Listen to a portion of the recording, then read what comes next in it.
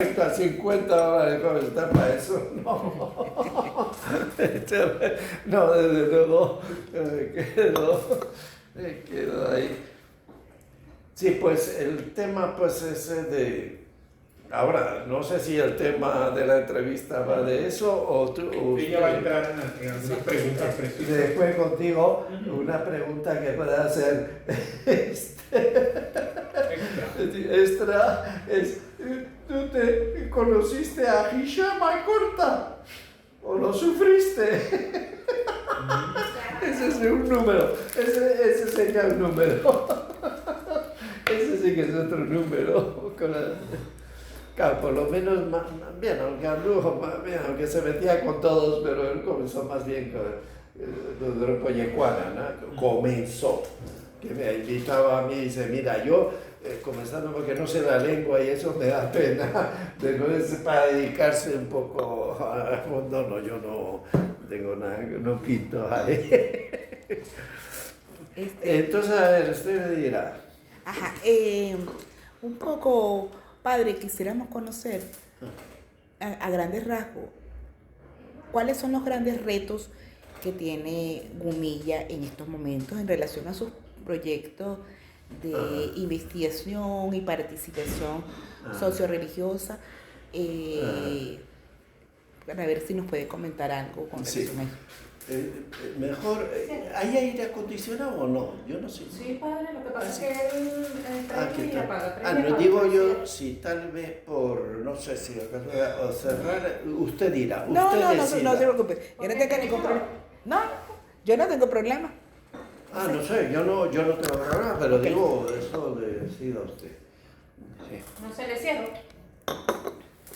Sí, cierre, por favor. Sí.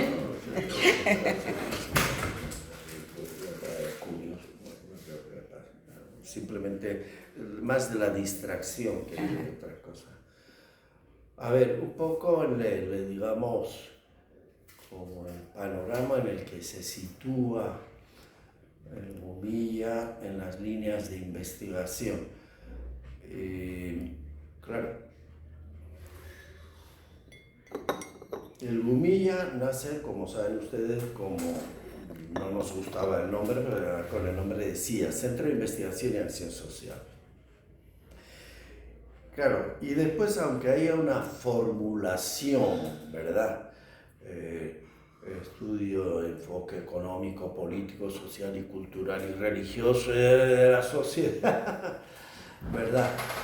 No tanto como centro de investigación teórica, que eso lo hacen las universidades, sino más aplicada, diríamos, ¿no?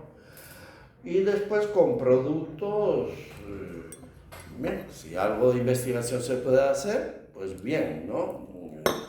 Pero apoyándose mucho en la universidad. Aquí siempre ha habido en el Gumilla mucha gente, incluido yo, que hemos sido docentes. Y entonces mucha investigación vinculada al Gumilla ha procedido de gente que ha estado aquí o como pasante o tutelados de tesis, y eventualmente hay alguna investigación significativa, como un survey que hace años llegó hasta los 16 tomos. Eso nunca se publicó, pero ya es pasado, ¿no? Y de vez en cuando, pues, qué sé yo, que el mismo director hizo una tesis doctoral de historia sobre la central y aparece como producto Gumilla de un miembro de... Entonces, había una combinación de investigación aplicada, hecha por los mismos docentes, miembros del consejo de redacción, o hecha por tutelados. Ahora, hay el abanico, iba a decir, tan grande, aunque hubiera cierta orientación selectiva de temático, y ya se sabe, si viene Gumilla, pues no te van a pedir una experticia de tipo, qué sé yo, étnica, o una experticia en otros ámbitos, digamos, profesionales, que tienen que ver más con cuestiones técnicas, ingenieriles y demás. Entonces, yo siempre he insistido que en términos reales, el Gumilla ha hecho más lo que llamaríamos investigación participativa. Hilda, George y todo nos suenan hasta los libros de metodología. O sea, es investigación aplicada al campo. Claro, muchas veces se toman ahora muestras hasta de fe y alegría por la dificultad que hay de conseguir muestra. O la presencia de grupos cristianos o católicos en los barrios, etc. Y esa investigación entonces que está vinculada participativamente con grupos que están en la vida. Es raro este tipo de investigación, por ejemplo, ¿no? Que particularmente se estiló en tiempo de José Virtuoso sobre el área de la cultura política, que es conseguir fondos, contratar una encuestadora que tenga prestigio y bien, y darle lo que llamaríamos ya el know-how de los cuestionarios, marco teórico y todo eso, ¿no? Entonces, digamos, el piso ordinario y cotidiano es investigación participativa de los lugares en que trabajamos, nos movemos y demás. El otro asunto es el que tiene que ver investigación vinculada al tutelaje de alumnos de universidades. Aquí incluso la revista Comunicación, muchos creían que era de la Central, porque había más colaboraciones de la Central cuando es Marcelino que de la misma UCAP, y por las cosas que escribía que sonaban un poco más de tipo social, por decir así, ¿no? Y después la tercera vía es esta, digamos, del financiamiento de proyectos así no muy costosos que hay que buscar, pues, o instituciones y fundaciones vinculadas a iglesias, en el caso nuestro, pues Albenia, Miserio, los más cercanos al catolicismo, o ecuménicas, hay que decirlo, y después están ya la competencia internacional, cuando estuvo, por ejemplo, funcionando Open Society, etc. Nosotros sí hemos sido siempre cautelosos, y nosotros, se lo digo, con todo lo que tenga que ver con instancias gubernamentales, así a USAID nosotros no usamos. O cuando había algunas cosas financieras que era Inter-American Foundation y demás, que estaba vinculado al Congreso de Estados Unidos, nosotros no lo mantuvimos una rigidez, cosas que no han mandado, eso cada uno verá. CESAP, ustedes probablemente conocen también, y pues, todas las historias de Armando Yances, y a veces aquí solía haber hasta diferencias en torno a los problemas de financiamiento. O sea que ese es el paraguas que tenemos temático muy general, hay que aterrizarlo, y después de vías o metas financieras, ¿no? Claro, he mencionado también la vía ecuménica porque yo todos estos encuentros que he dicho sobre teología, liberación y algunas cosas de estos medios alternativos y demás, pues eran instituciones ecuménicas internacionales. Estas eran ya de peso. Bien, ahora dentro de eso, el problema de qué investiga el Gumilla, pues depende de las circunstancias en que se encuentran esos tres núcleos, ¿no? El tema interno de quien investiga sigue. El director está investigando sobre los problemas de socialización. Claro, ahí naturalmente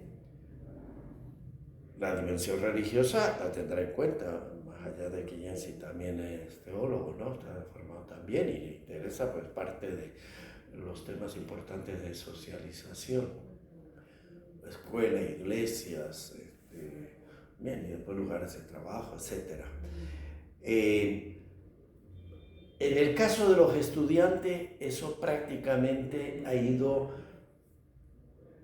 cambiando de nivel, o sea, de perfil. Es decir, antes había muchos trabajos de pregrado y muchos trabajos eran no tan sustantivos, pero eso ha desaparecido, porque las escuelas, muchas de estas escuelas eliminaron lo que llamamos tesis de grado, con todas las características formales que requiere. Y la UCAB para mí fue una pérdida tremenda, yo no estaba de acuerdo, pero así ocurrió, porque llaman trabajos de concentración, que al terminar la carrera, pues hacer un trabajo que de alguna manera es demostrativo de lo que tú sabes. Pero eso da poco margen para ampliar el abanico de investigación participativa o de cualquier índole sobre estos aspectos. Y como digo, el de profesores sigue, y yo, digamos, desde que pedí la jubilación el año pasado, yo me sumé también al equipo investigativo, mientras uno está en condiciones mentales. Y lo que hacemos es trabajar como se trabaja. Voy a poner una comparación, porque yo también estoy con un pie en el mundo de la comunicación, como los productores de cine venezolanos. La Villa de Cine fracasó, quisiera hacer una cinechita ahí, pero ya no daban los reales ya. Entonces, ¿cómo han trabajado en el pasado Román Chaboy, Clemente La Cerda y el otro? Y ahora la última película que he visto, la que hizo Postales de Leningrado y Pelo Malo y Mariana Rondón. La última que he visto, la película Safari, pues son coproducciones múltiples. Ahí yo veía en la película que iba recientemente, ya había 30 instituciones. Bien, uno será por equipos, otros porque prestan no sé qué, otros porque les apoyó una empresa, otros por lo que sea, ¿no? Pero eso no es. En el caso nuestro, como digo, aquí en el equipo seguimos habiendo algunos. Pedro Trigo siempre ha sido su vía personal teológica y tutela a algunas personas del ITER, sobre todo del ITER y algunos de la UCA. Jensi está vinculada a la UC, Psicología Social, y está con el tema de la socialización, incluida la dimensión religiosa. Yo el planteamiento que hice en toda esta crisis general es el siguiente.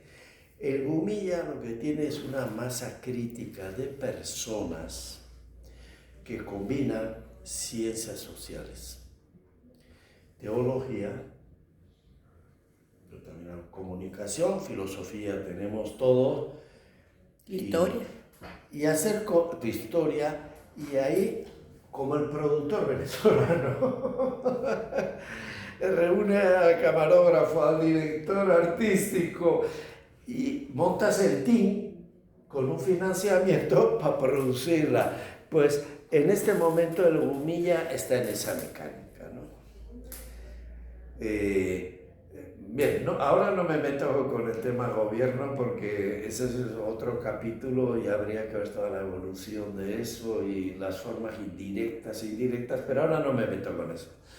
Entonces, lo que tenemos aquí es la modalidad de la generación de un equipo, ¿verdad?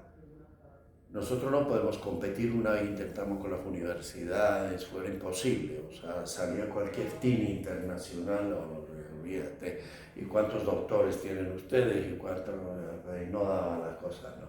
Y además nosotros, como nos ubicamos en este rango que sigo yo de investigación aplicada, pues tampoco nos interesa para conseguir reales, para poder hacer algo, pero no resolvíamos, digamos, el problema de competir en las grandes ligas de investigación. Entonces, mira, tenemos que ubicarnos en el nivel que estamos y utilizar la masa crítica investigativa que tenemos, sobre todo,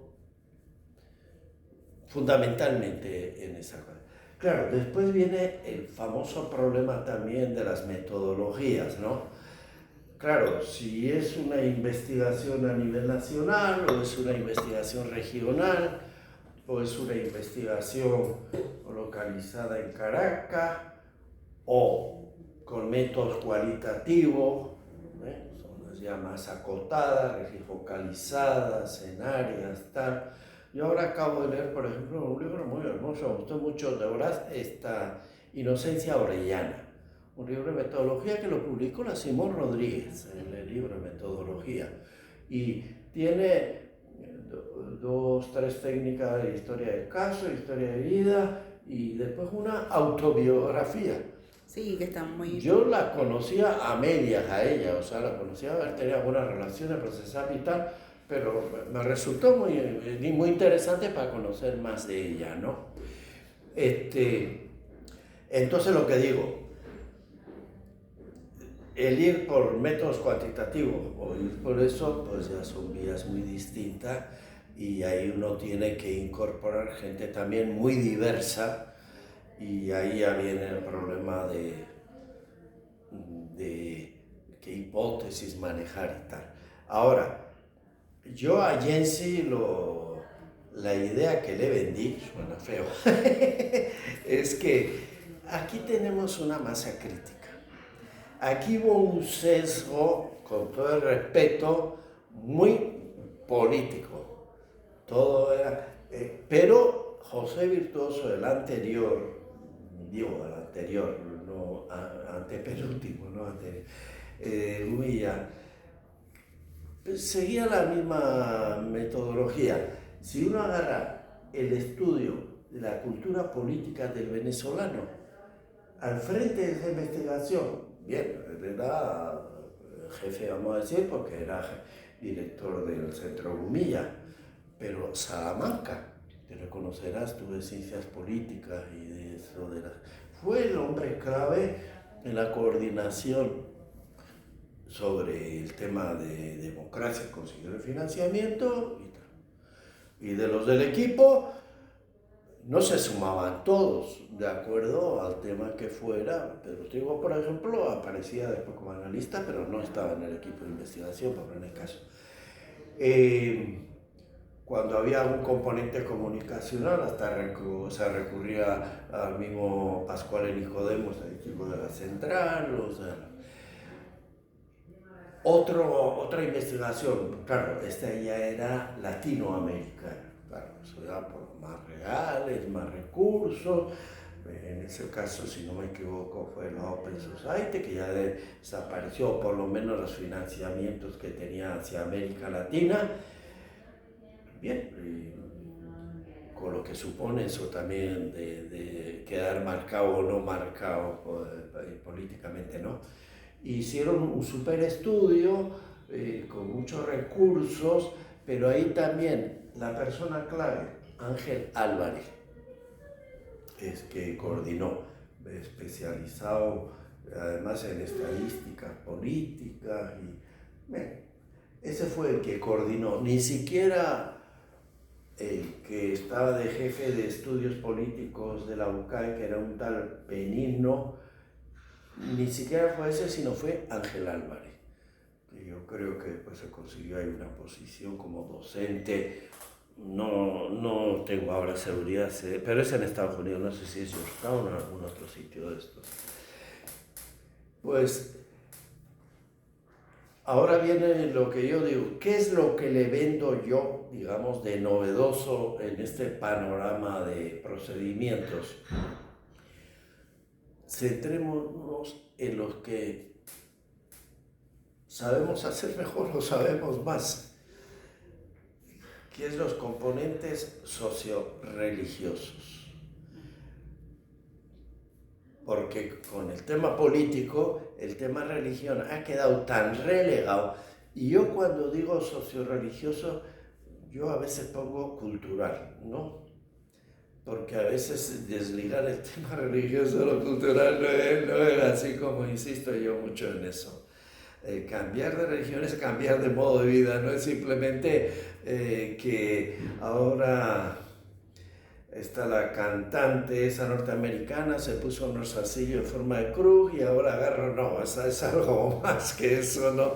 Y la gente que no tiene preparación sociológica antropológica se imagina eso cambiar de vestido, ¿no?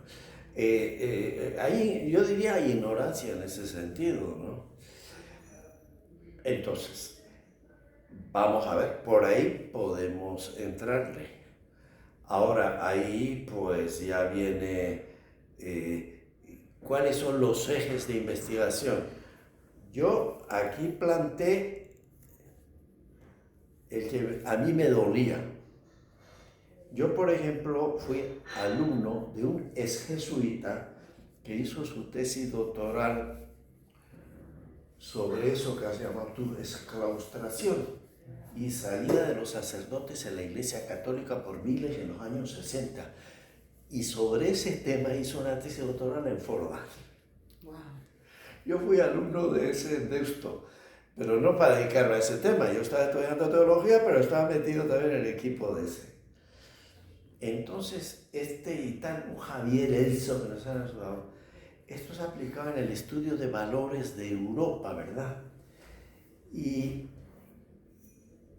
es impresionante, como les he dicho antes, cómo aquí, bien, a nivel de élite se puso también muy de moda toda la teología de la muerte de Dios, la secularización y lo que anunció Comte, pues ahora nos viene aquí y esto va a desaparecer toda noción o sentido de lo sagrado, religioso.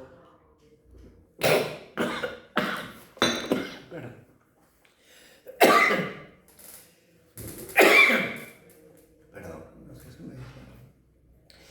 Entonces, yo eso me dediqué a fondo.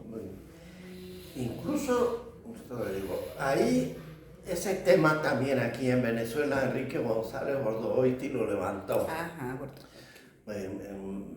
En un trabajo de ascenso de la religión, viendo pues el libro aquel famoso, La revancha de los dioses, en Francia el retorno de los brujos, el otro no sé, todas esas cosas que estuvieran de moda. Y como que había ahí como un hueco, ¿no?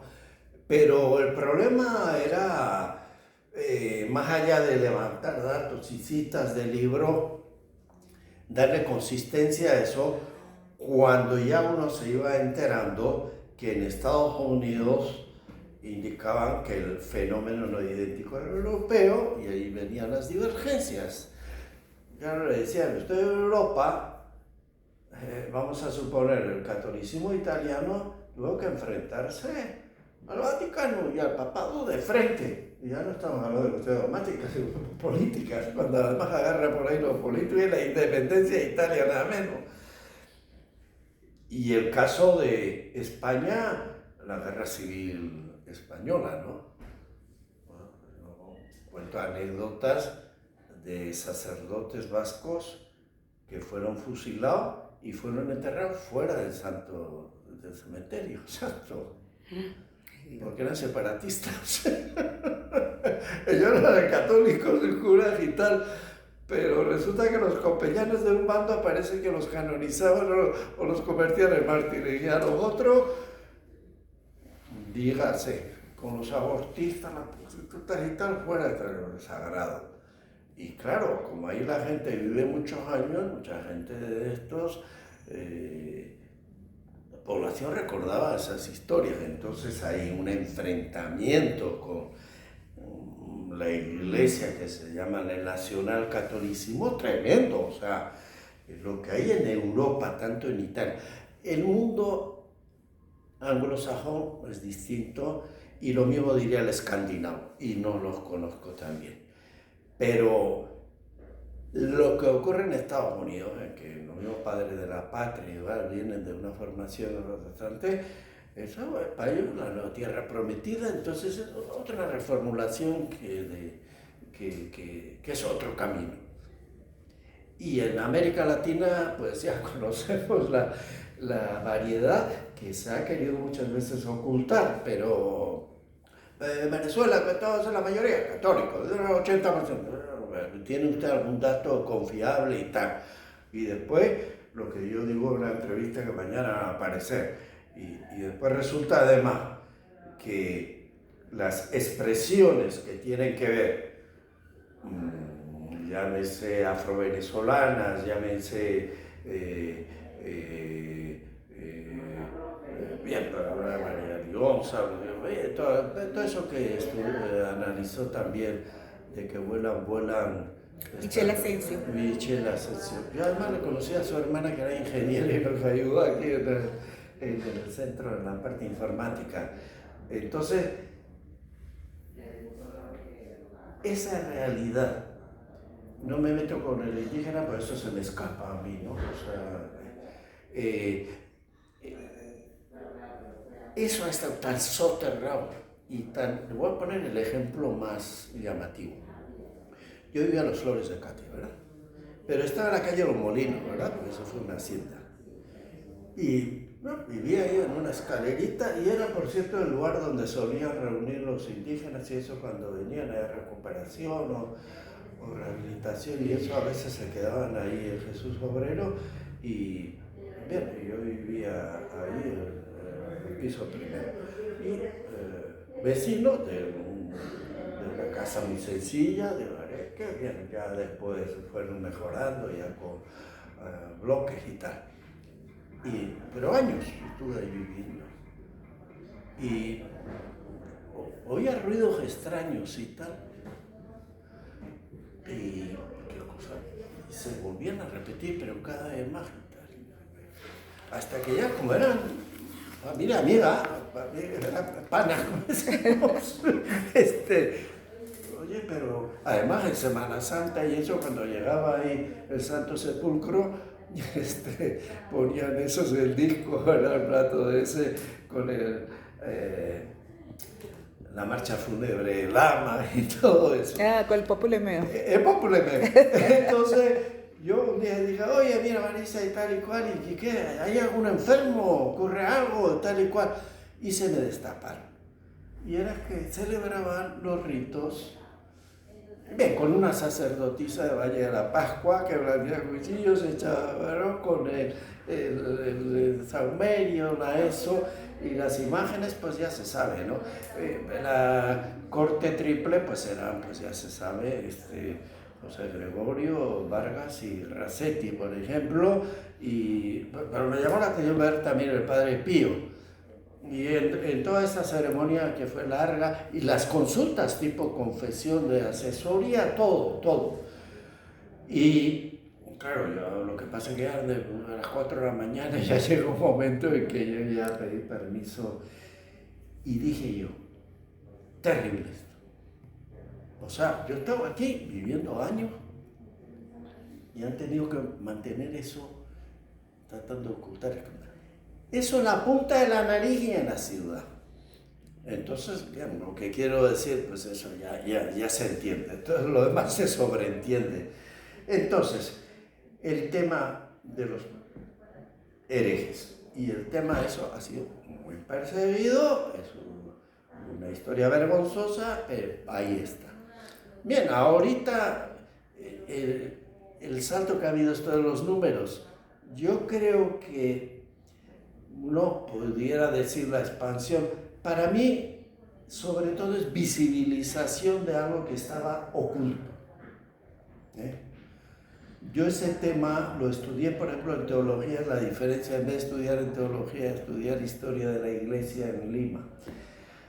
Hay un libro del siglo XVII, La extirpación de las idolatrías. Naguará.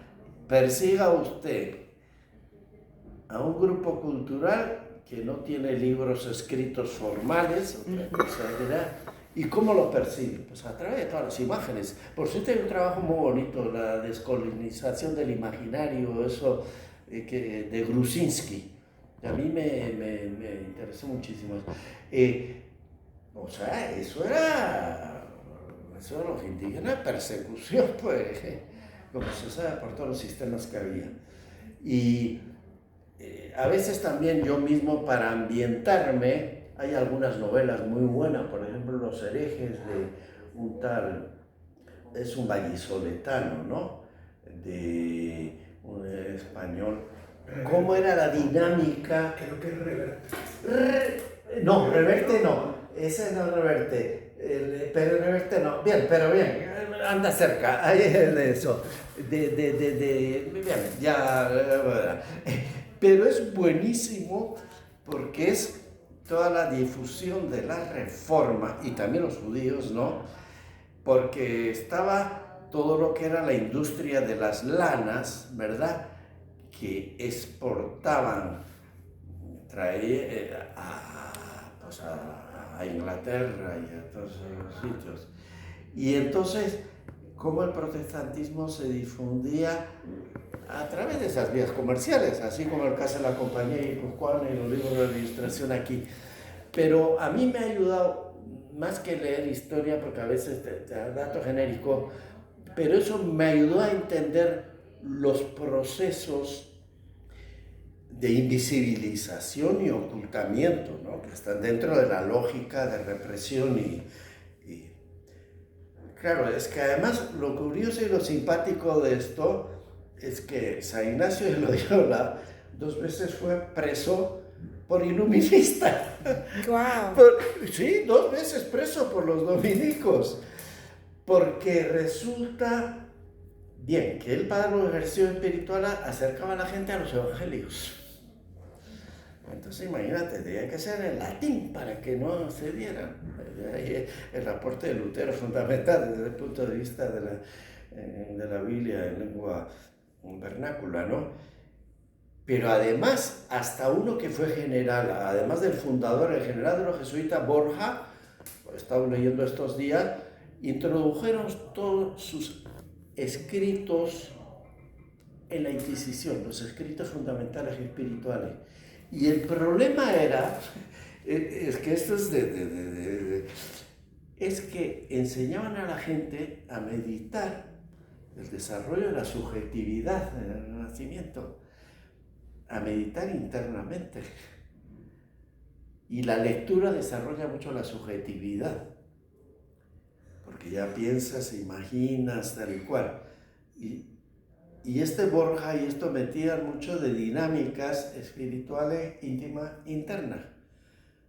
Y entonces, en el nivel católico, obligaban a rezar vocalmente. Incluso estaba mirando la música de Palestrina y eso, a diferencia de lo que fue después Bach y tal, era también prácticamente el texto de la liturgia, de la misa, boquilla, tal y cual, ¿no? O sea, muy arrojado, como para controlar las ideas, ¿no? A partir del vocabulario y de la lengua, ¿no? Entonces, todo hecho, esto digo, se presta a una reflexión no solo puntual. Yo he sacado esta anécdota porque a mí digo, no es que uno no supiera nada. Una cosa es saber conceptualmente y otra cosa. Asimismo, en la calle, cerca de Sol de Madrid, me encontré un grupo espiritista católico. Esa es la otra, del grupo Cardel. No sé si has seguido tú la pista de eso, porque en Brasil el espiritismo es impresionante, ¿no? Y bien, lo que pasa es que Brasil es otro mundo, incluso de cara al desarrollo del protestantismo y tal, pero ahí no me meto. Pero a lo que voy es que ahí mismo en Las Flores me encontré yo el grupo espiritista de Cardel. Y Entonces, a ver, sí, para no dispersarme. no, quería preguntarle, porque un poco en el marco de este espiritismo, pero con el mayor respeto, con lo que yo voy a decir, los carismáticos A veces también parece que se aproximaron un poco también a esos grupos. No digo en cuanto a las creencias, sino en cuanto a las prácticas. Expresividad. En cuanto a las prácticas. Sí. Y la gente se acerca mucho. Sí. Claro, yo recuerdo un padre fuente que trabajaba con los carismáticos y tal y cual. Bien, a través, si quieres, de las mismas iglesias protestantes y sobre todo pentecostales o neopentecostales, bien, ahí los razonamientos son diversos, ¿no? Modernización de medios, la expresividad, que sí, bien, 1000 argumentos, ¿no? Pero yo siempre trato de ver también algo positivo en todas las experiencias. Al catolicismo y la primacía, aunque hay algunas encíclicas, hasta León XIII, ¿no? Yo tengo mucho anterior sobre el Espíritu Santo, pero creo que apenas hay una de tantos desiertos que hay. El protestantismo le ha hecho tomar sensibilidad, diría yo, por esta parte sensible, espiritual, más intimista, más subjetiva, con los riesgos que entraña eso, ¿no? Por ejemplo, Eduardo Ortiz, cuando escribió este libro y tal, él me solía decir, es que yo vivo, porque ahondó todo el tema y tal, como la necesidad de los dos polos, como diciendo, claro, naturalmente el carismatismo ha sido la vía, digamos, más cercana a las expresiones y prácticas neopentecostales, ¿no? Ahora, ahí viene entonces el catolicismo, la preocupación, pues que se desmandan y no atienden las jerarquías que tienen, digamos, verticales, pues de lo que son pues, los obispos, las parroquias, las vicarías, Yo el sitio que estoy no es ni vicaría ni nada, sino depende de una vicaría. Y ahí es donde se aplica más la sinodalidad, sin tanto discurso, más participación de la gente. Entonces, ahora el carismatismo a la Iglesia Católica le ha preocupado porque lo ha sentido como un canal de fuga, vamos a decir, de inscritos católicos hacia corrientes X, ¿no? Genéricas, ¿no? Entonces, eso siempre ha andado con una tensión alta. Pero ya desde el Vaticano II había el que era arzobispo de Bruselas, era carismático. Ahora, ahí venimos ya la variedad, ¿no? Carismático. Ahora, después está eso relacionado con los medios.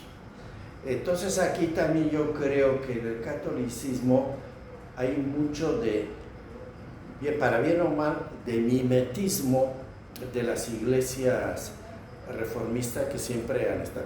Si vamos a Hollywood, por ejemplo, hay que ver la vida de Jesucristo. Todas las vidas de Jesucristo son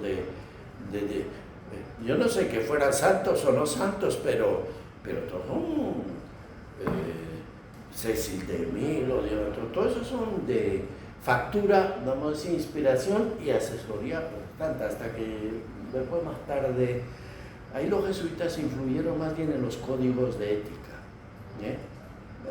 Una época también que fue muy oscura porque después entró el código, pues una cosa era el código high moral y otra fue que tenía que ver también con religión, pero otra cosa era el McCarthy contra el comunismo y la izquierda, ese es otro tema, ¿no? Pero, como dices, el carisma, hay más carismatismo en la Iglesia Católica, influencia, imitación, pero sobre todo diría yo ahora yo cuando dije que iba a estudiar medio de comunicación, qué cosa tan superficial y eso es pura farándula y tal, y digo, o sea, mi concepto era, oye, ya estamos en la era McLuhan. Y más, cuando yo estaba en Quito, estoy hablando de 1964-66, la emisora más importante que había en todos los Andes, ustedes sabrán cuál es, HCJB. Y entonces a uno me dicen, oye, influencia protestante de Fe y Alegría, IRFA, 1975, nueva revista de comunicación. Y HCJB de 1938. ¿De qué estamos hablando? Yo ahora lo último que he leído relacionado con medios, y se lo recomiendo si no lo han visto, Weaver se llama, ¿no? Lo mismo que de la teoría matemática de la comunicación se escribe igual, ¿no? W-E-A-V-E-R, Weaver, John Weaver. Resulta que yo no conseguía ese libro, me parecía importante, es Tecnología y Evangelismo, está en inglés, y le dije a un discípulo que está en Estados Unidos y está de profesor allá, era de origen argentino, se consiguió la beca, esta, ¿cómo se llama? Una beca que hay famosa, una beca, ¿verdad? De Estados Unidos. Y bien, el caso es que se quedó allá, se casó, tiene hijos y tal. Y yo cuando requiero algo de Estados Unidos rápidamente le digo, oye, ¿por qué no consigo este libro? Y me dice, no, primero me dice, tengo poco tiempo para leer 300 páginas, a ver si lees y hace un resumen. Y me hizo un resumen y está publicado aquí en la revista, sí, ¿no? Tecnología y tal. O sea, los avances, ahí habrá que ver ya qué iglesias y tal. Yo ahora utilizo la palabra evangelismo para no hacer muchas distinciones que no conozco. O sea, desde Silicon Valley, uso de algoritmos para difusión del evangelio y tal, una cosa impresionante a nivel mundial. Porque un día de estos allá en la entrevista del canal Vale TV, me dice, no, pero nosotros estamos avanzados. ¿Por qué no están avanzados? Están, no dije tanto como 100 años luz, por eso están muy retrasados con todos los avances que hay desde el punto de vista tecnológico y tal. Otra cosa es que no tiene la organicidad y la unicidad que tiene la Iglesia Católica por la jerarquización. Pero desde el punto de vista de los números y eso, habrá que ver después cómo se cuentan. Yo no sé, ustedes, por ejemplo, yo procuro seguir Pew Research porque veo que le dan reconocimiento incluso sociólogos notables, italianos y españoles. Bien, lo de está también la empresa encuestadora esa de Pornión, ¿verdad? Que viene allá desde los años 40, que es importante también, y sigo las europeas. Yo el problema que encuentro desde el punto de vista cuantitativo con estas encuestas, la misma de Global Christian, esas en general todos son o inglesas o estadounidenses. Las que hay europeas, alguna francesa y demás, Ipsos, a mí me ha parecido, depende para un tema concreto, pero menos confiable.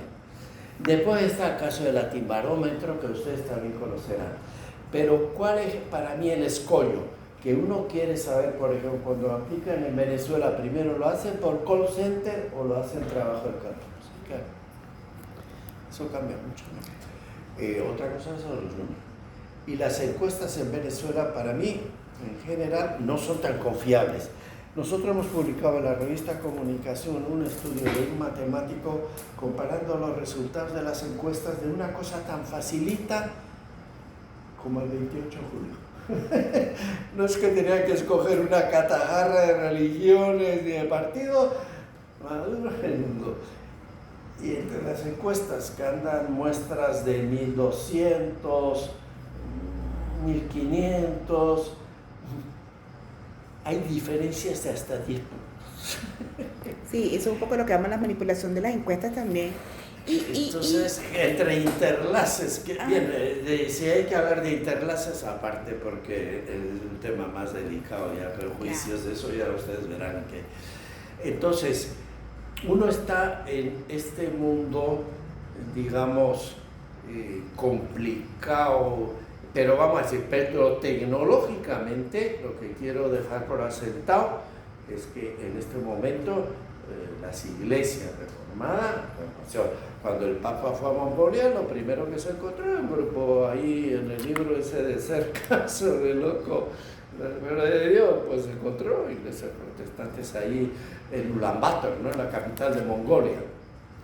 Entonces, gente que tiene visión muy chiquita, muy entrada ahí, no se hace idea de él. Ahora, esto de acuerdo a lo que yo, mi tesis principal relacionada con el secularismo calaveriano, eso que llaman la secularización lineal, eso que ni Estados Unidos, ni eso. Claro, la sorpresa mía es cuando leí un trabajo de Peter Berger, que es el autor de la construcción social de la realidad, y dice, estaba equivocado. O sea, ese iluminismo que decía, pasamos de la etapa mágico, religiosa, metafísica, y después viene el mundo de la ilustración y demás, esa tesis lineal planteada así es falsa. Y después han comenzado a remendar los sociólogos, tanto europeos como norteamericanos. Y dice, no, es que es la religión invisible. ¿Ok? Invisible. Después acuñaron el término de la religión civil. La religión civil. Después eso parece que no... Ver los movimientos de renovación, de Jesús Revival allá en los 70, que Jesucristo Superstar, y todas las movidas que hay. Yo no digo eso, pero esas iglesias, digo, siguen vivas, reflorecen. Otra cosa después ahí, a mí ya se me hace imposible, es un mundo demasiado complejo. Y entonces, la tecnología, el secularismo, y el secularismo no es de la misma manera que de Europa. Ya he mencionado antes el caso español y el caso italiano, que son muy particulares. Claro, yo no me meto ahora con Rusia y Italia, ¿qué pasa con los ortodoxos? Eso no conozco. Entonces, la otra tesis que había, ¿se acuerdan? Es privatización. Bien, privatización. Yo no puedo hablar de privatización con los eventos que organizan adventistas o eventos que organizan neopentecostales para aquí, para allá, Estados Unidos, en México y tal. Son actos públicos. En el caso de aquí de Venezuela, otra cosa es la calidad de esa creencia, pero la Virgen de la Pastora es una manifestación pública, no es privada en el Rincón del Corazón. Ahora, otra cosa es después la calidad de la fe, como cuando Manuel Caballero, ¿no? Cuentan siempre la anécdota de que solía ir ahí y se dice, yo en Dios dudo. Pero en la Virgen de la Pastora sí creo, o sea, pero bien, la historia. Pero claro, es igual la transposición de lo sagrado en otra figura y le va más la Pachamama por decir algo que no... Bien, eso ya requiere profundización, ¿no? Eso no sirve en unos números. Pero no hay tal privatización en los términos en que plantearon los secularistas duros de esto. Y aquí un dato también importante, ya que ha salido esto, claro, aquí yo estoy hablando de datos secundarios, estos no los he levantado yo, habrá que ver en el caso de Venezuela qué, pero aquí una cosa que siempre insiste es lo que llamamos, y utilizan la expresión estos estudios pero ahí en el caso venezolano una cosa más complicada, ¿no? Porque hablan religiones nativas. o indigenistas, o utilizan varias expresiones. Claro, yo eso lo puedo tomar como con un entendimiento precolombino, pero ¿cómo manejo lo afro-venezolano, ¿no? Que era Oscar Lucien, ¿verdad? Siempre solía salir con ese tema porque era de origen haitiano, ¿no? Y claro, tiene razón. Pero eso lo suelen meter de vudú, santería, no sé qué, de Bahía, no sé. Lo suelen tomar más bien como enraizados. Pues yo los veo, no los conceptúan, porque alguien dijera, no es que vino a... No, ¿sabes? Eso aquí está tan o más en las entrañas que el catolicismo, o sea, sin duda. Porque digo, habría que hablar con Enrique González Ordosgoiti y tal, que han centrado. Lamentablemente no está Michel Asensio. Y no sé si hay otros expertos que hayan trabajado ahí, me imagino que lo sabrá. Claro, yo lo primero que me leí todos los trabajos de Alfredo Chacó y hasta le pedimos algunos artículos sobre el tema este de lo cultural, ¿no? Ahora hay una muchacha que, por cierto, que ganó el premio de ciencias la semana pasada, Ajá. que es apellido Hugueto, Maybe Hugueto, que es psicóloga y antropóloga de Lidic. Pues mira. Ella también está haciendo, sí, inclusive acuña, sí. trabaja en el término de la afroepistemología. Sí, a mí ahí hay una, digamos, una asignatura pendiente ahí. O sea, claro, yo me acerqué un poco a estos temas. Si tú llegaste a conocer a Daniel, el argentino, Daniel. No. El que trabajaba sobre todo, aunque él venía de la economía, pero se dedicó a la recuperación del lenguaje oral. Y estaba casado con una boliviana, y de los trabajos más interesantes que hay de tipo antropológico, él está muy relacionado con Naciones Unidas. Y conseguía recursos. Y en la central hay varios tomos de esos de su época, sobre etnicidad, identidad. Yo para un trabajo para la UNESCO, con Monsongi, con Marisa Montero y demás, me atreví a publicar, aunque Pedro Trigo no. Claro, mi enfoque era más de ciencias sociales, ¿no? De teología. Es la génesis de la identidad de la Iglesia latinoamericana. ¿Y por qué se llama latinoamericana? Y eso de qué lenguaje viene y de qué influencias de un Jesús María Caicedo colombiano, y todas esas historias, ¿no? Todo eso, todo lo que, todo este tema de más transfrontera, todos esos temas, bueno, verdad, yo vi que desapareció, pues, o sea, yo ya no supe de él, pues me imagino que se fue. Se iría. Se encontraba en una universidad por ahí, pero era bergantino, y publicaban en la editorial Trópicos. Ah, claro. Lo que pasa es que Trópicos cerró en el piso 10 del centro comercial Chaguarama. Chaguarama, donde estaban los posgrados. Claro, el último director que tuvo Trópicos fue Medina, el profesor Medina Rubio. Sí, uno de los Medina Rubio fue... Pues ahí en esa colección ahí. yo tengo algunas cosas, incluso yo tengo ahí artículos que aquí en la bibliografía, la religión moderna, el impacto del posmoderno. Una cosa que hice también yo fue la unidad católica transnacional y la pluralidad latinoamericana. La pluralidad claro, porque yo veía, por ejemplo, cuando analizaba los documentos de los obispos, variaban enormemente según fuera Haití. Fuera Paraguay o fuera... Entonces, y ahí tengo hasta un mapa que trabajó Otto Maduro de la composición étnica de todos estos países y para ver la correlación que había entre los análisis de discurso con la profesora maravillosa Adriana Bolívar, que claro. Era fabulosa. Profe, Sí. y a futuro, ¿cómo ve usted los proyectos Entonces para mí ya... perdón, ya aquí lo que veo yo es que en este momento he hecho esa cuestión cuantitativa que al menos no está disponible, que hay que mejorar mucho, hay que ir por lo cualitativo.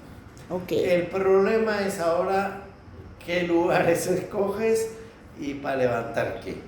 Yo los vacíos que siento son de dos tipos. Los vacíos son, primero, que hay que ahondar. ¿Y qué modalidad de fe católica? Preguntas como el trasvase entre iglesias.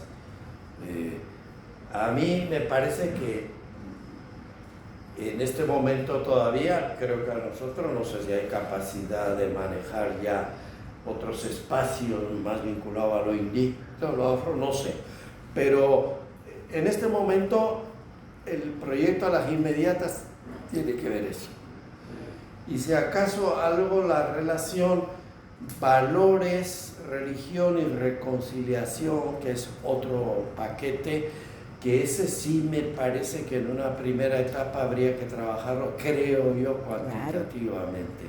Y eso pensando más bien en escolares y en el futuro de la población. Pero este cualitativo, ahí hay que armar un team. Ahora, yo, por ejemplo, de los trabajos que he leído, a mí me ha llamado mucho la atención en un tal Beltrán, si no le han seguido la pista en Colombia. Claro, yo me remito mucho a Colombia porque Brasil, yo he estado en 3 lugares de Brasil, pero digo, Brasil, ya eso, casi comúnmente, lo que ocurre con México. Pero esto tiene más similitud por la historia compartida. Hola, ¿cómo estás? Entonces, yo creo que por ahí iría el aterrizaje. A ver, a niveles cualitativos, ¿qué zonas de Venezuela? ¿Qué grupos de referencia? Ahora, la sensación mía, y es indirecta, es indirecta. Estuvo el rector Arturo Peraza en una reunión ahí del Ministerio del Interior y estaban con el tema que se planteó que si las iglesias o algunas iglesias todavía son reconocidas como asociaciones civiles y no como... Bien, después está el tema también del Consejo Angélico y del Consejo Angélico Monacal, hay 2 asociaciones y las directrices que están tomando con el panorama actual. Entonces, o sea, yo lo único que he leído más llamativo, fuera de alguna cosa de Nueva Sociedad, es un trabajo más vinculado al campo político que hizo un tal Mora Simadi, no sé cuántos, a mí no me aprendió la segunda palabra, pero eso, Simadi, no sé cuántos. Pero eso es analizar las iglesias protestantes y la coyuntura electoral. Yo me quedé impresionado. Él, de hecho, no sé si es bioquímico o otra cosa, pero eso es... ¿No sería el profesor de la Simón Bolívar? Sí, creo que es de la Simón Bolívar. A ver. Este muchacho, ¿cómo que se llama? El profesor que estuvo con nosotros. A ver, te digo... El de los teques.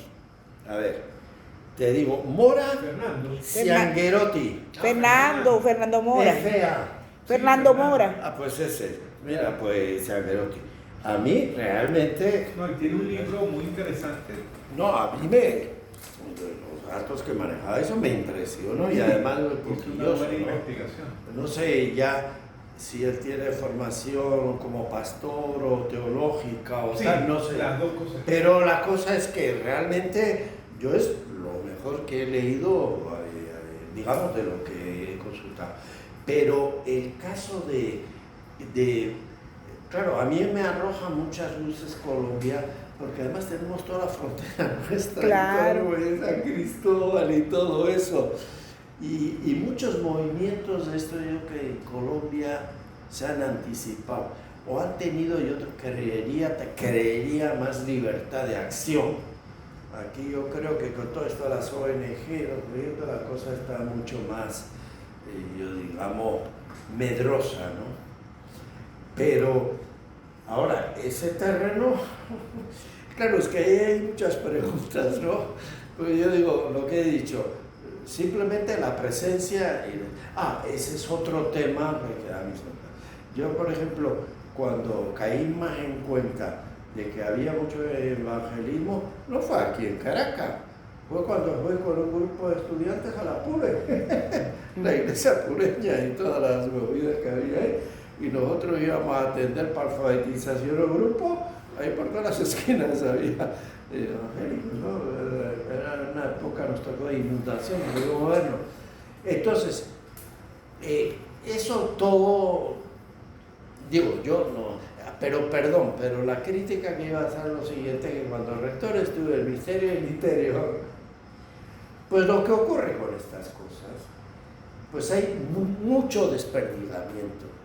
Y fuera de algún paraguas de estos como el consejo, pues es cómo trabaja uno eso, ¿no?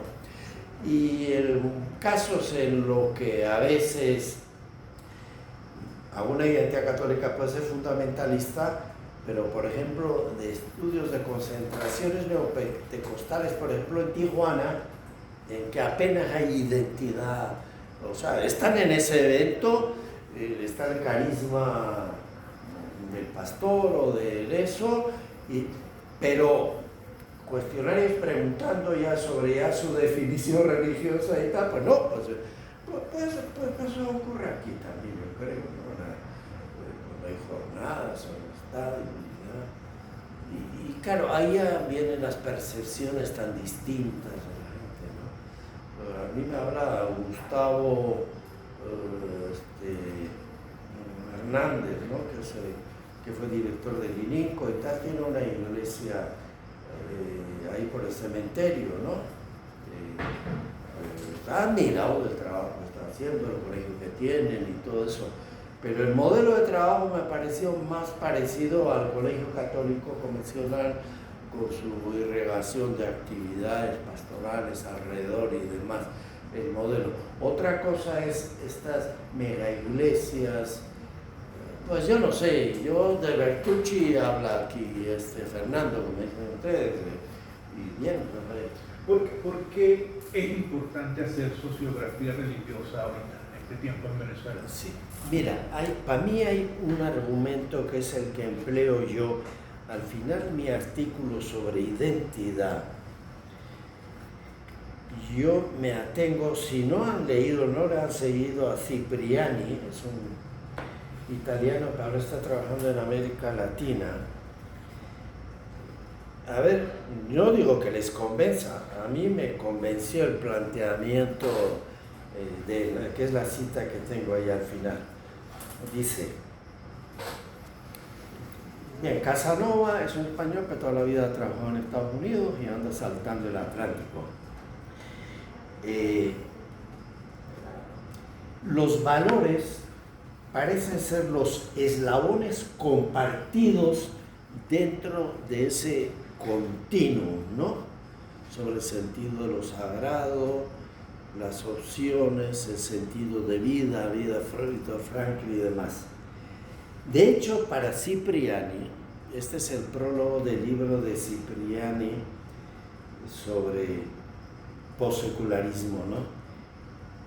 Dice Cipriani, mucho más que los rituales y las creencias, los valores parecen constituir el contenido esencial de la religión.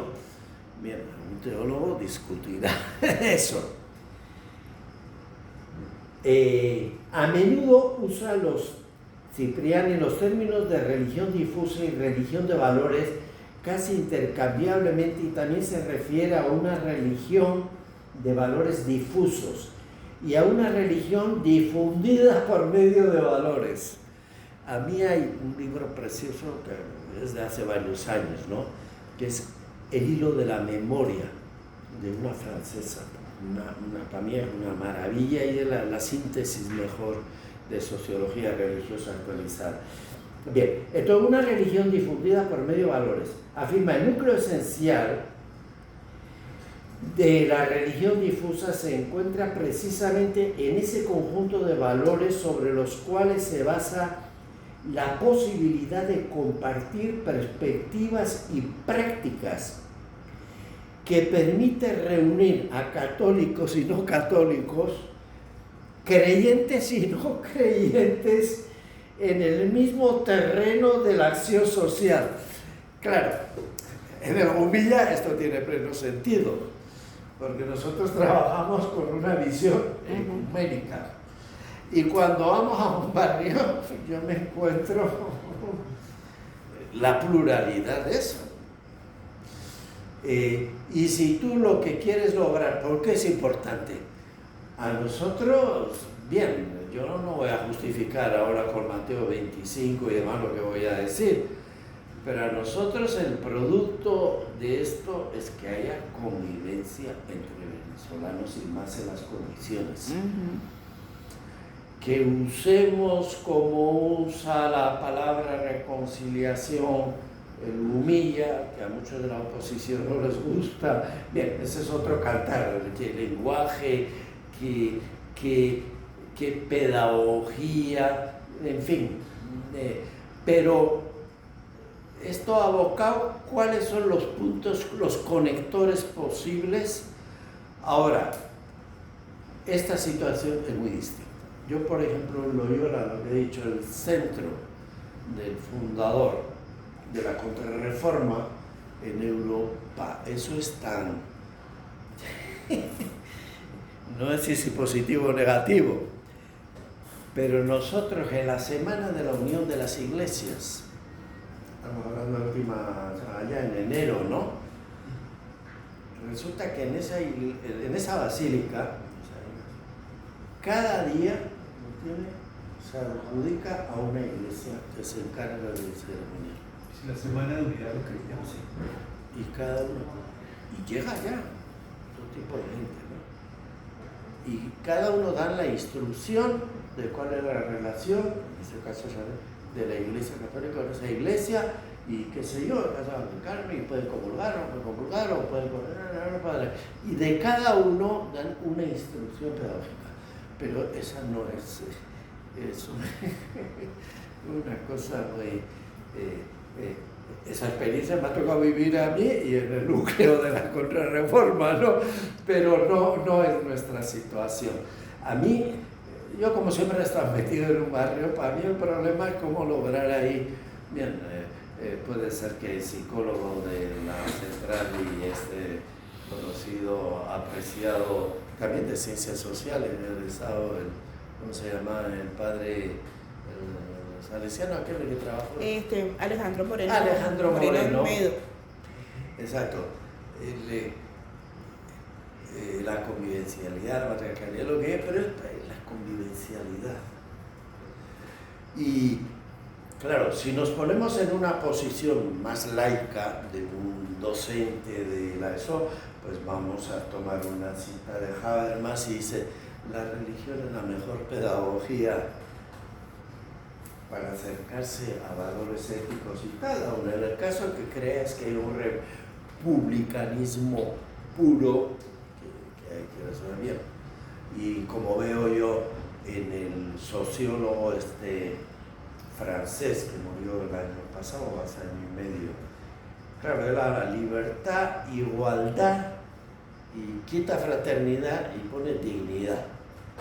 Yo lo dudaría. Es un término más secularizado, ¿no?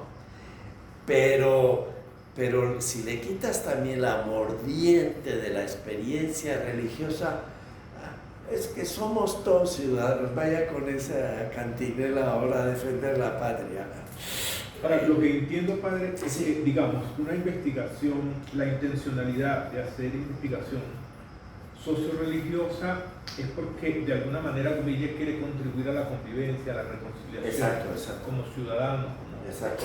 diferentes, diversos, pero a partir, digamos, de esa fe común que se expresa de diversas formas. Bien. Ahora, en lo concreto, ¿cómo eso? Bien, yo diría más que fe común, puede decir, lo común lo encontremos hacia los valores que damos, pero respetando las expresiones de fe. Claro, un sistema centralizado como el católico se presta a eso, por eso la gran dificultad de de mampara del Consejo Ecuménico y la displicencia un poco católica queriendo generar. Pero aquí la cosa es, mira, yo con un marxista, ¿cómo me puedo encontrar? Como aquí hubo sesiones de trabajo, aquí desde Rigoberto, Ali Rodríguez, hasta no sé qué ha pasado. Aquí ha pasado todo el mundo ese. Con él. Y los del diálogo marxista cristiano y tal, claro, poniéndose en una teología. Claro, si me vienes ahí con todo el dogma católico o me viene no sé qué costumbres, pues adiós, pues ahí. Ahora, por eso siempre la Iglesia Católica suele tener una tensión sismática antes que sea el problema de la lengua y que sea el grupo Lefebvre por los ritos romanos, el otro.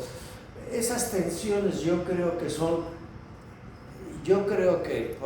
a mí alguno me decía yo cuando hablaba, esas tensiones se van a mantener, decía yo en el barrio de los Magallanes. Y me decía una religiosa, usted parece luterano.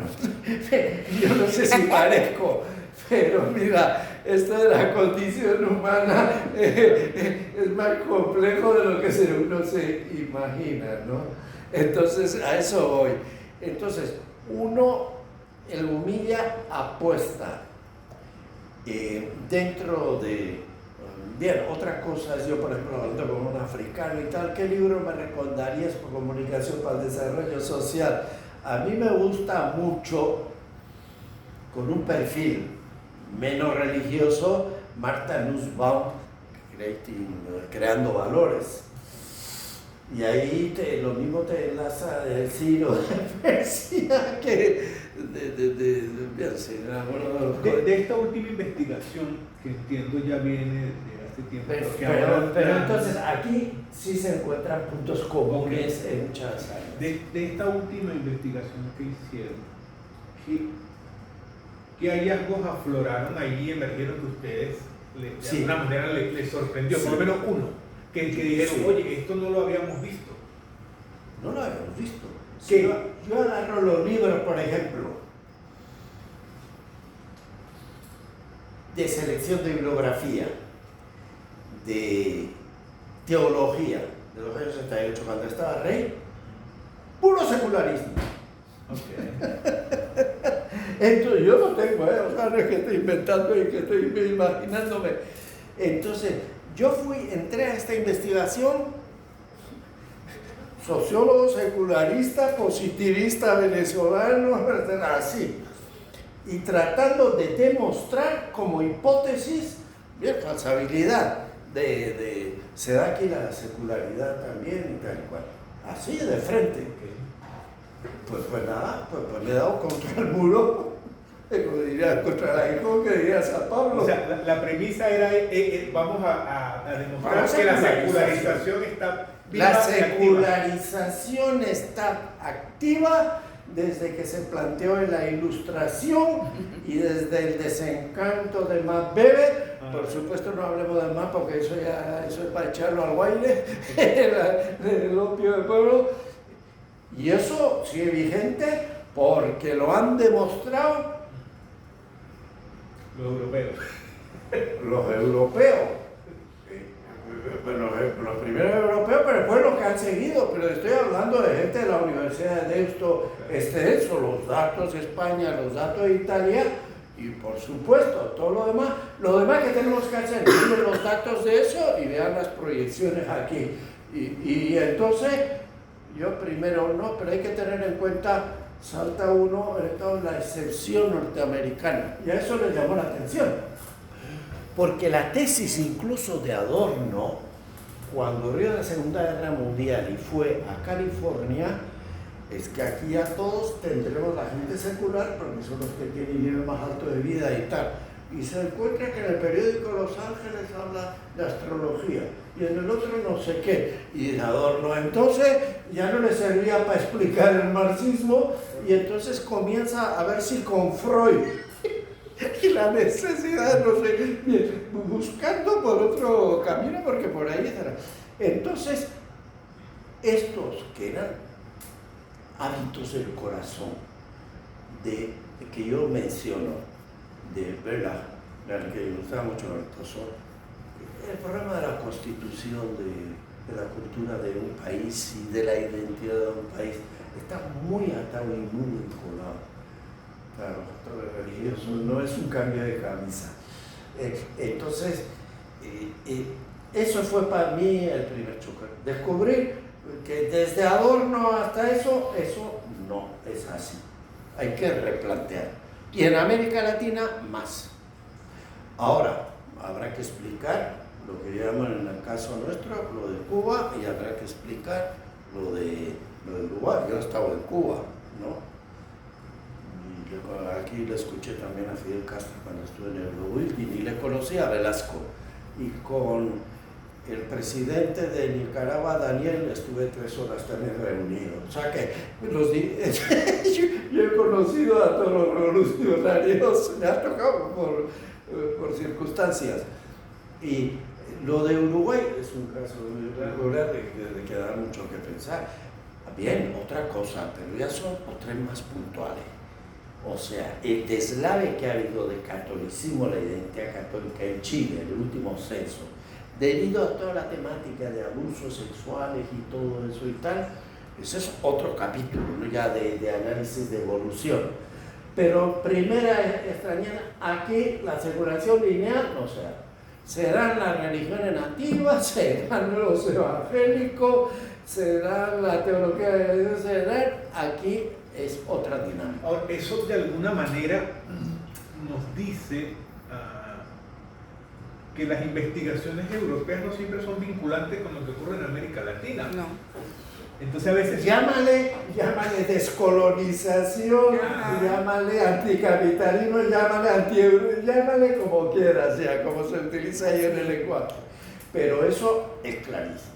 La otra cosa, no hay tal descristianización. No, ya he dicho antes, ya se supone esto que he dicho, que eso de la privatización y todo eso no. Bien, o no se da en los ritmos, porque también uno dice, no, pero de aquí a 1000 años, sí, no, de aquí a 1000 años. Esperemos. Igual estábamos dando la vuelta en el Arca de Noé de nuevo, pero yo tengo un libro muy bueno que se llama Jesús en Disneylandia, ¿no? Que por cierto se lo recomendé a los obispos para que leyeran la cosa de esta. Entonces, a mí cuando me dicen, no, es que todavía, hasta Comte resulta que estaba pensando, puede haber una religión positivista y hasta pudiéramos invitar a los jesuitas para organizar eso, es Comte. Entonces,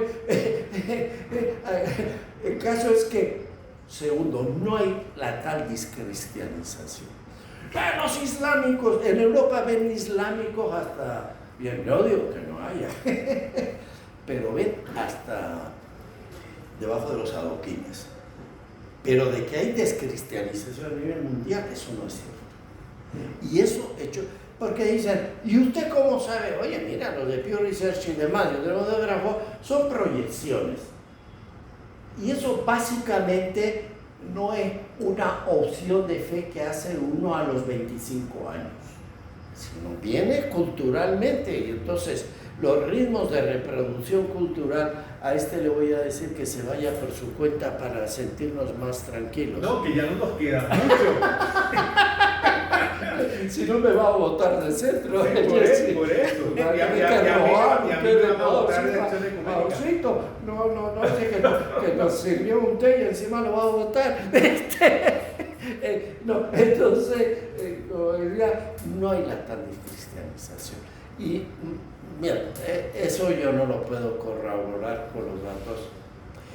Claro, el problema es que en Occidente, vamos a decir, la tasa de reproducción no llega a 1 y los islámicos andan en 2. Pues nada, echa usted 1000 y pico millones cada año, pues punto, eso crece. Ahora, no me pregunte si son sunitas, si son chiitas, yo ya de eso no sé. Pero ese es el fenómeno, pero es que es el fenómeno cultural. Otra cosa es que después que nos conviene a nosotros que la fe sea lo más pura posible, más auténtica, desarrollando la opción personal y su fe. Eso lo tenemos. Por ejemplo, los ejercicios espirituales. Algunos dicen, para lavar cerebros, no. Los ejercicios espirituales son la subjetivización de la fe. Y eliges esto o no eliges, pero tienes que, si no, no vale. Eso que decía yo, que después vean eso. Entonces, ahora, las dinámicas no son las dinámicas políticas y de las escolares y culturales. Yo, por ejemplo, me preocupé mucho por el vasco que sigo hablando yo. Pero yo no tuve opción de aprender ni gramática vasca ni nada, y eso se pierde si no tienes escuela y medio de comunicación. Los israelíes se les podrá criticar, pero levantaron una lengua muerta que era el hebreo, que era ser religioso, a sus gramáticas, a una imposición a la fuerza y una violencia extrema con los palestinos. Yo estaba allá y he vivido. Yo llegué allá con la Biblia en un brazo y un libro, 3000 años de conflicto en el otro brazo. Y allá anduve. Me bañé en el Mar Muerto, en el Garet, andaba por todas las veces eso. Pero quedé impresionado de ser muy pro-israelí por esta cuestión cultural y religiosa y tal, pero sentí lástima por los palestinos. Bien, pero ya de eso no quiero opinar aquí. Tienes una pregunta y decir, porque Robert está como león rugiente buscando a quien devorar. Quale león rugiens squendevole, qui resistita forte sin fide, quote domine miserere nomine. Vamos a terminar con una bendición, ¿no? Que Dios nos bendiga, que el Espíritu Santo nos ilumine en nuestra labor, Amén, amén. ¿verdad? Y pues bien. No, gracias, Padre. Yo creo que vamos a tener que volvernos a ver para seguir. Bueno, es que hay un otro, aquí hay el tema de los mismos medios y eso ya, algunas cosas yo les mandaré la referencia. Pero miren, ¿saben por qué les agradezco? Y mucho. Porque uno no tiene con quién hablar de estas cosas. Es que la verdad, porque yo me encuentro con el personal y... o sea, esa reactividad de ustedes a mí me alienta, me ha generado una confianza y yo a estas edades yo no tengo mucho que ocultar. Eso es lo bueno de comenzar a cobrar bono de guerra. Y allá no aparezco porque ya no vivo ahora la pastorando por el otro lado con nosotros y eso. No, pero ahí como les digo, ahí hay muchas cosas. Claro. Demasiadas cosas me han salido ramales. Oye, ya voy, ya voy. ¿Cómo es que dicen allá en Ya te has ganado. Agur. Mira, este no anda perdido. Yo creía que visitaba solo Londres, Westminster y tal, y resulta que anda hasta por San Sebastián. No lo conozco, pero quiero ir a San Sebastián. Ahí está un amigo, un hermano que vive allá. Oye, pues mira, te voy a decir, para que caigas en la trampa, te voy a decir. Walt Disney visitó San Sebastián y dijo: si yo fuera Dios, haría San Sebastián. Pero si te ponen ahí piscolabis, bueno. Prina. Yo cuando visité San Sebastián me fui inocentemente y vi que todas las que tenían el apellido de mi madre. No me digas, Padre, disculpa. disculpa. Como mujer, un detalle, una cosa artística que hizo una tele con unas telas. Ya me llevo tu encargo. Ya me llevo tu encargo. Pero ya entendiste. Sí. Que no Y quiere. después el problema. Tú tranquilo, yo después te digo. Pero por ahora creo que tengo. Pero mi ya hermano. es el planteamiento, ¿no? Sí, sí. Pero es de sagrario, ¿no? Te pregunto, ¿te gustaría poner ahí alguna figura, algún símbolo eucarístico, pan, espiga?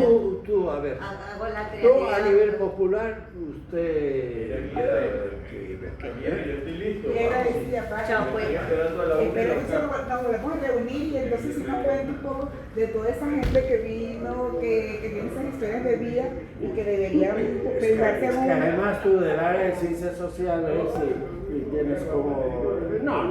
Queríamos pensar en un libro de historia de vida. Es que además también la relación con el mundo de esto, el mundo del yo no hablo de otro, con Manuel, también el que estuvo ahí de Yo, Manuel Arriaga. Exacto, y con todos esos de muchas Bueno, relaciones. deberíamos hacer en una publicación de historia de vida. A ver, ya bien, oye, mucho gusto y perdona el abuso. Que Dios te bendiga. Amén, Padre. Permiso. Vámonos entonces, hermanas. Vamos, Aguirre, vamos. Gracias. A ver si no les ha cerrado la puerta, ¿eh? Y aquí nos tenemos castigados. Gracias. Muy bien, sí, sí, está bien. Ya usted. Chao. Ah, espérate.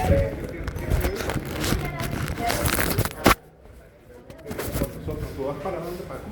Chao, César. Pues mi mamá le dio un yello en ecuménica. Estoy listo, Luis. Ah, voy. Ya va, espera un momentico. Ah, Luis dice que está afuera.